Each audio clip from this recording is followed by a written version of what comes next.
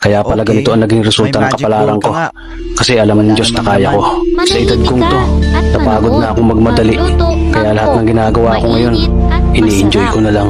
Siguro sa dami na rin ng aking pinagdaanan, napagtanto ko na ang buhay ay mas malawak at mas mahiwaga pa sa mga problemang dumarating sa buhay natin.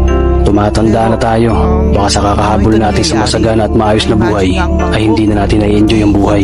Baka nabubuhay na lang tayo dahil nape-pressure tayo sa sasabihin ng ibang tao. Marami na rin akong mga naging maling desisyon sa buhay, pero lahat yun nagsilbing aral sa akin at natuto ako sa mga pagkakamali ko. May mga taong sobra nating mamahalin at bibigyan ng halaga, pero ibabalik lang sa atin ang kabiguan at matinding trauma. Kaya wag nating lilingunin ng mga taong tulad nila dahil mas payapa kapag hindi ka na interesadong malaman pa kung ano pang balita sa kanila. At huwag mong idepende ang sarili mo sa kahit kanino. Tandaan mo, kahit sarili mo kanino, iiwan ka din nito kapag madilim na ang paligid mo.